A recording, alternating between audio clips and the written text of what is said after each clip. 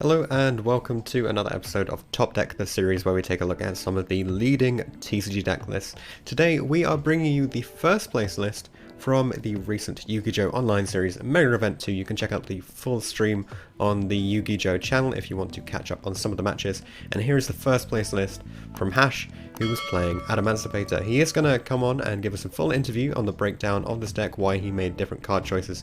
But first off, let's just take you through the actual content. So Triple Analyzer, Triple Researcher, and Triple Seeker, Double Ash, Triple Block Dragon, Triple Doki Doki, 1 Veiler, 1 Gate Blocker, this one's interesting, 1 Gigantes, Triple Meru Guardian, Triple Petting Cessor, 1 Olion, 1 Tackle Crusader, Triple Adhara, 1 Trumpeter, 1 Beta the Magnet Warrior, 1 Foolish, Triple Unexpected Die to go with the normal monsters, and then Triple Impermanence. For the extra deck there's 1 Dragite, 1 Raptite, 1 Boral, 1 Herald, 1 Marcher, 1 Dweller, Gallant Granite, Appaloosa, Needle Fiber, and IP, Cerberus Unicorn, Link Spider, 1 Linkross, and finally 1 Union Carrier.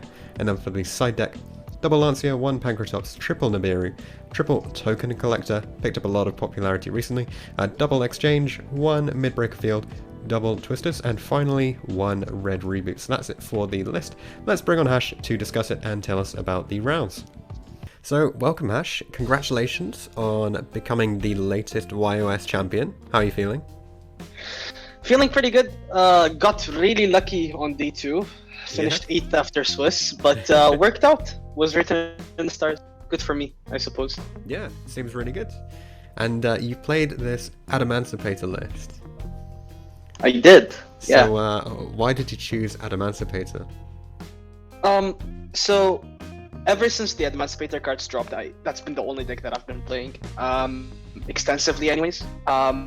Had a really good performance in the LCS a couple of weeks ago. Got top 16, and that just like boosted my confidence with the deck. And I was really happy with the deck list that we had at the time.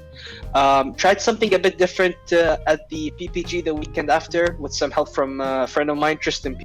But didn't work out, so I just went back to the list from the LCS and yeah. changed a couple of things up, and did pretty well this weekend. Yeah, it worked. You did phenomenally. Yeah.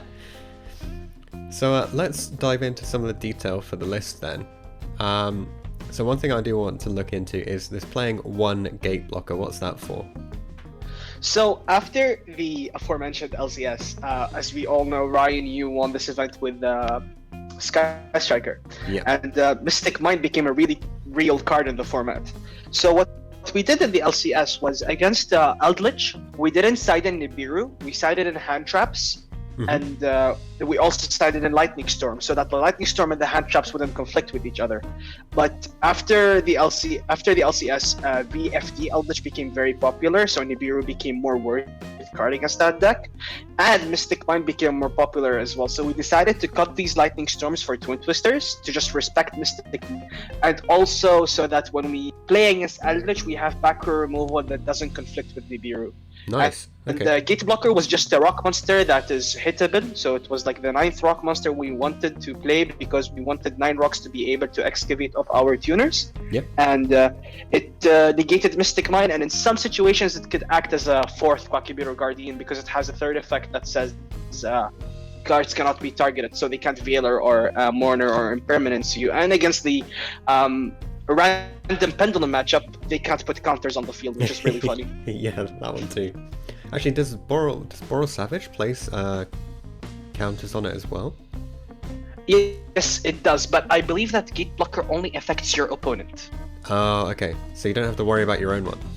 No, you never worry about your own monsters. It only negates your opponent's stuff, which is why, like, if you draw Midbreaker and then end up excavating Gate Blocker later on, which usually you don't summon unless it's the only rock you hit. You only summon Gate Blocker if it's the only rock you hit, because otherwise you always want it in your deck if you fear Mystic Mind, so you can search it from Block Dragon. Yes. But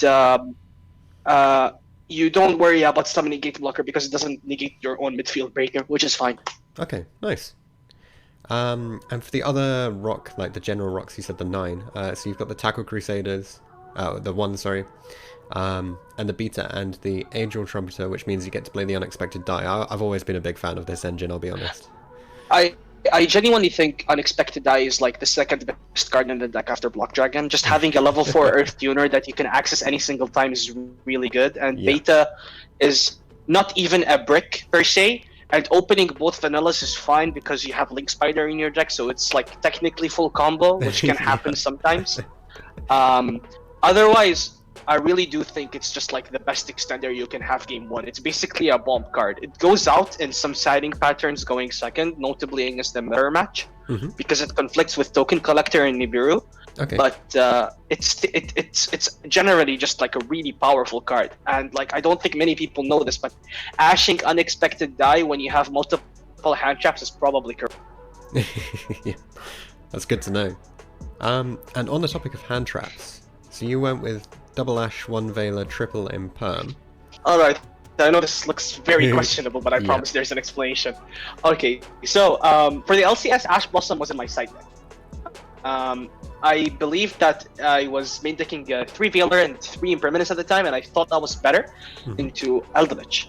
But the format became way more diverse after that format because people realized that Eldritch was a pretty bad deck. So things like Water became more popular, things like Pendulum, and also considering the player base of the YOS, I expected more diverse matchups, which was the outcome at the end of the day. So I decided that like Ash Blossom is just a generically good card to main deck. But what is also really important to note is that in the mirror match, it's not that impactful. Vader is better, and you also game 1 on the off chance that you see multiple hand traps, you need to see different names, unless the name is like Veiler or Imperm, because these two work in multiples. So I only played 2 Ash, and I played 1 Veiler and 3 Impermanence. 3 Impermanence because it's the best hand trap right now in my opinion, and then the Veiler as the 4th Impermanence. I would have played Nibiru in my main deck, but with the main deck Unexpected Die, I wasn't going to risk any conflicts. I am aware that Ash and Veiler conflict with petting, but Nibiru wouldn't only conflict with Unexpected Die, it would also conflict with Adhara, and I would rather have hand traps that conflict with 3 cards in my deck than hand traps that conflict with 6 cards in my deck. So I believe that this was... And having 2 Ash Blossom in the main deck also made it so that after deciding, I had 6 cards against any backer deck. I had 2 Ash, 1 Pankra, 2 Twin Twister, 1 Reboot, which is one of my favorite things about this deck.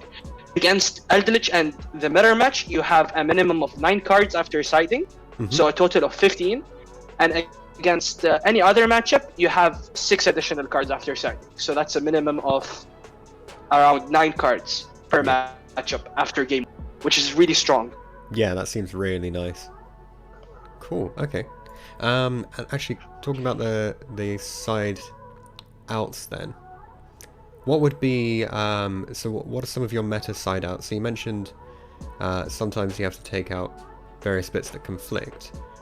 Can we go through some of the main competitor decks, what you put in and out? Sure. So my Dolce Petting Sister goes out every single time you go second. The card is not really good going second. It's not worth it. Unexpected Die. This event, it stayed against Eldritch, but it used to not stay in. Against Rock, Unexpected Die would go out as well. Sometimes you keep in Beta just because it's a Rock. You can also argue for keeping Trumpeteer, because Trumpeteer plus like a Nibiru or a Token Collector on your field is full combo because it's a tuner that you can normal summon. But these are usually the cards you side out. Foolish Burial goes out occasionally, and if you really... Foolish Burial, the theory behind Foolish Burial was that it's very bad into Hakuero. Yes. Which is in every card, in every Eldritch deck.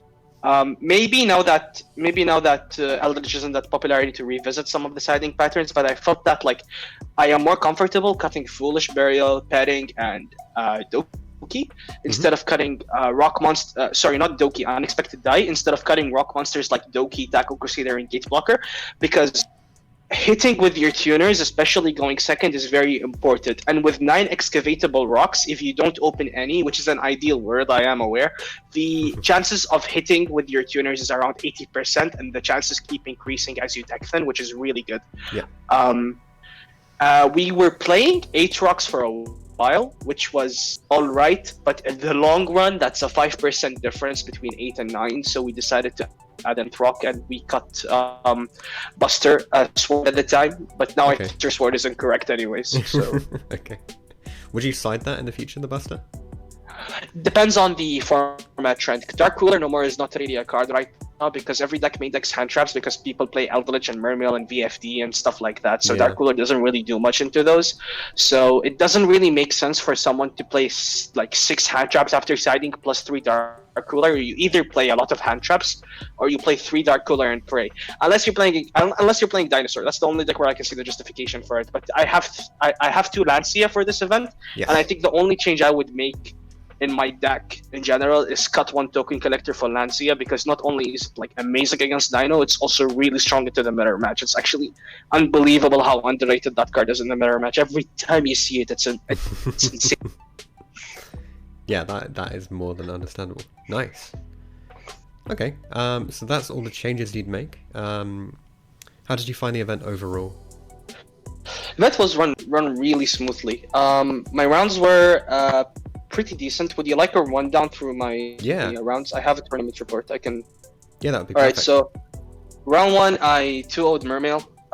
Game 1, I used Veiler on Auroradon, and that was it. Game 2, I used Imperm on Diva, and then he had quick draw, so I Nibiru'd him, and he couldn't play, and I proceeded to OTK.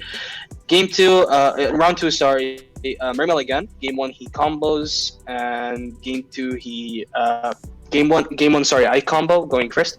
Game 2, he bricks, so I win. Round 3, I 2-1 Sky Striker, friend of mine, Matthew Bagley. Shout out to him. Yeah. Game 1, I disconnected, but I probably would have lost regardless because we were on Mystic Mind passing and I didn't have Gate Blocker access. Okay. Game 2, I made him go second. He went Hayate, so activate Mystic Mind pass. I won. Game 3, I combo off and I win because I drew a Midbreaker and he had Mourner, Veiler, Imperm, which were all turned off. Got pretty lucky there. Yeah. Round 4, I lost to Pascal Kim, playing Pure Eldritch. Game 1, he went first. Game 2, I go first. So both these games are pretty self-explanatory. Yeah. Game 3, we get into a sort of a grind game, and I do make a soft misplay. Admittedly, I think that was like my only misplay this weekend. I normal summoned Doki, and I had Researcher, and I should have just special summoned Researcher to play around Impermanence instead of use Doki's effect and then lose to Impermanence. But I ended up using Doki's effect, and he Impermanenced me and I lost. But we played it out after I admitted defeat, and even if I special summoned Researcher preemptively, not to play around Veiler, to play around Impermanence, he would have impermed the Fibrax, and I was on low life, and he had access to 2 Lords, so it would have been game over. Okay. Yeah. Round 5, I 2-0'd the mirror. Game 1, I comboed. Game 2, he can't break through Lancia Pankratops because he couldn't block Dragon, so he had to go for the Union Carrier play. But I had Lancia, which meant he can't extend with Gigantes, so he passed on IP and Union Carrier set 1. Pankratops breaks that board on its own. Round 6, I lost the mirror to Zeki from, I believe, Tier 0 Gaming. Yeah. Game 1, he goes full combo. Game 2, I full combo. Game 3, I open Imperm and Token Collector, and I feel pretty confident. Yeah. I Imperm the Doki because I don't want him to access Analyzer or Guardian. And then I Token Collector Link Cross, and he uses Herald. So at that point, his end board was supposed to be IP plus Savage, but he ends up having Weeping Idol as his last card, and he searches, he hits Guardian twice with the last 2 tuners. So instead of IP Savage, I have to play through IP Savage double Guardian, which makes it infinitely harder. So I lost. Okay. Round 7, day 2, I no show. I was supposed to play against Gabriel Nets, but he didn't show up. Yeah. Finished 8 after Swiss. Top 8 played against Unchained. That finished first in Swiss. Very surprising. I 2-1'd him. Game 1 went first. Couldn't end on my full board because I had to use Carry, but I also used Researcher early to combo off, which means that when you use Researcher early, you can't go Gigantes Researcher, which means that if you have to go for the Union Carrier play, chances are your end board is just going to be IP Carrier with like 3 cards in hand pass, which was the case here. We ended up grinding for a bit, and then Drag-Eye just killed him. Okay. Game 2, nice. he goes small dude, set 3 pass. I only have 1 play in my hand, so that's the only thing I can do, and he stops it, so he wins. Game 3, I open Exchange, and he only has Ash, so it's full combo. Yeah. Top 4, I 2-0 the Rock Mirror. Game 1 he has a play, but he doesn't see it. I have impermanence to stop his play anyways, but he should have gone for it anyway. He didn't. So I end up OTKing him, and then Game 2 he full out bricks, and I OTK. He was playing a different build with like go stuff and Adamancipator signs. Yeah. Finals, I think everyone almost saw this. 2-1 mech invoked. Game 1 I comboed through 2 hand traps. Game 2 I actually opened Ash and Imperm, so I felt really safe, but he had set rotation, which turned off impermanence. That was very unfortunate. Game 3 I comboed through double Imperm, and I held the Savage in case he had Mystic Mine, and I was also considering, when I triggered block when I summoned Unicorn, I was considering searching Gate Blocker, because I knew he was playing Mystic Mine, but at that point he only had 2 unknown cards in hand, so I wasn't really worried, and he already had committed himself to the, so it was fine. Okay. And then Dragite killed him turn 3, and that's all she wrote. That was my experience, babe. So Dragite is proving extremely good just for ending these games. I think the card just makes the deck even more unfair. Like, the deck is unfair to begin with, but then having a Dragite as an option to bounce 5 cards without targeting them, it's insane. That's so good, yeah. Imagine if we had this in an earlier format. Imagine Cosmo having to play through that card. Yeah, exactly. Very nice. Cool. Well, are there any other messages you want to say about the deck, or have you got any shoutouts you want to give? Well, I would advise everyone to play Adamancipator. It's certainly the best deck. I would also like to thank the organizers of this tournament for hosting a very smooth event and went really, really nicely. You're welcome. For shoutouts, I would like to shout out, first of all, Team S7. They've sponsored me for this event, and we read quite a bit. And also some of the people that helped me discuss the deck. Cormac Adams, Luke Coogan, Tristan Pugh, Ivan Cook, and anyone else that I've missed. I'm very sorry, but thank you all for the support, and I really do appreciate it, and I'm really glad that I was able to here. Cool. Well, thanks very much for coming on and sharing your list. Congratulations on being the new YOS champion. Thank you very much. Time to go off and celebrate. In quarantine, yes. Yes, celebrate inside. Stay home, everyone. Stay home.